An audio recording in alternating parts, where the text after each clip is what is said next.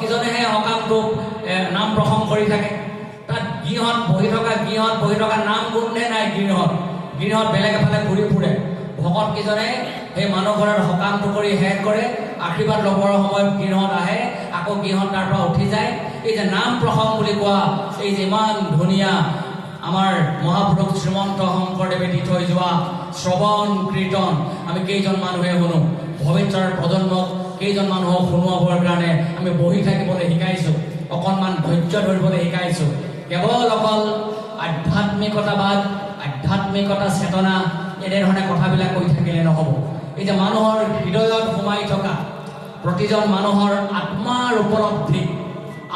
উপলব্ধি আমি যদি জাগৃত কৰিব নোৱাৰোঁ, তেতিয়াহ'লে ওপৰে পাতি থকা কথাবিলাকে আচলতে স্থায়িত্ব লাভ নকৰে।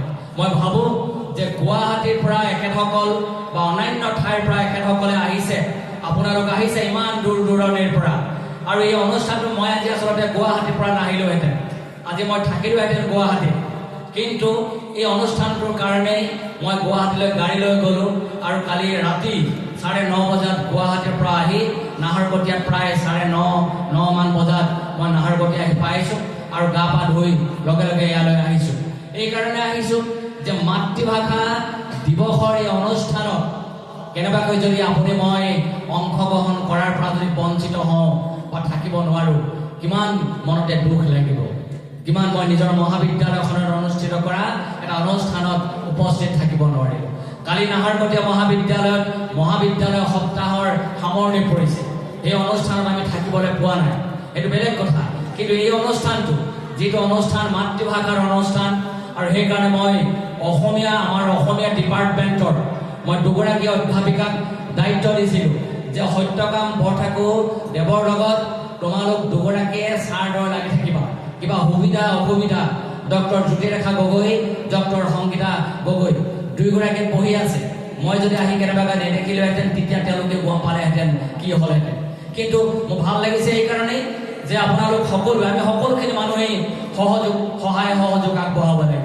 দিয়ক আৰম্ভ হৈছে, ভৱিষ্যতে হ'ব আমাৰ সমগ্ৰ অসমৰ নতুন এক যাত্ৰা, য'ত মাতৃভাষাই প্ৰতি মুহূৰ্ততেই স্পন্দিত হৈ থাকিব, য'ত মাতৃভাষাই প্ৰতি মুহূৰ্ততেই গুৰুত্ব লাভ কৰি থাকিব।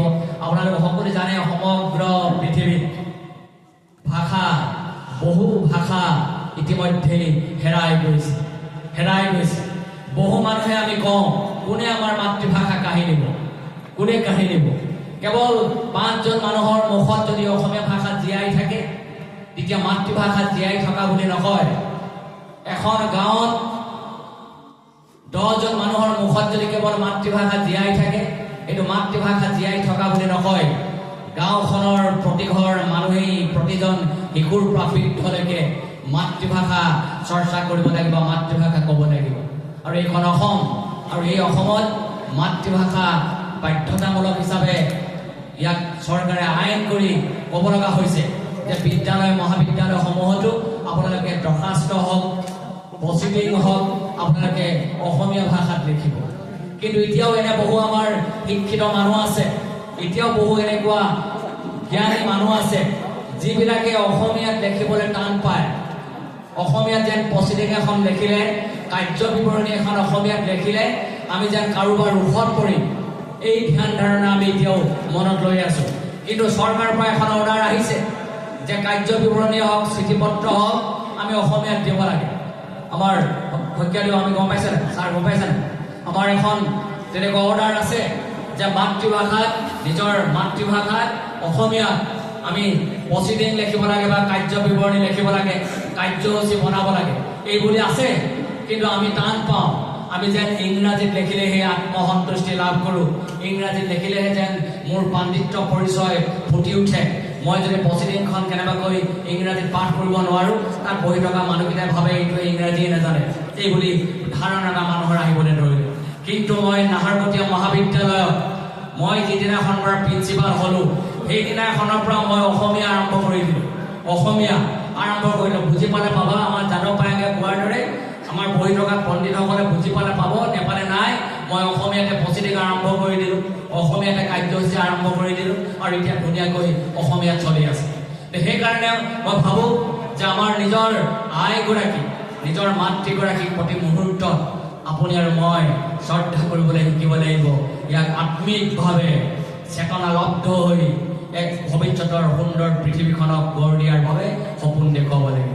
পুনৰ মই আপোনালোকৰ এই পবিত্ৰ পদাৰ্পণৰ কাৰণে মই আপোনালোকলৈ গভীৰ শ্ৰদ্ধা কৃতজ্ঞতা জ্ঞাপন কৰি আপোনালোকৰ সমগ্ৰজনক আজিৰ এই অনুষ্ঠানলৈ আদৰণি জ্ঞাপন কৰিছোঁ। ধন্যবাদ।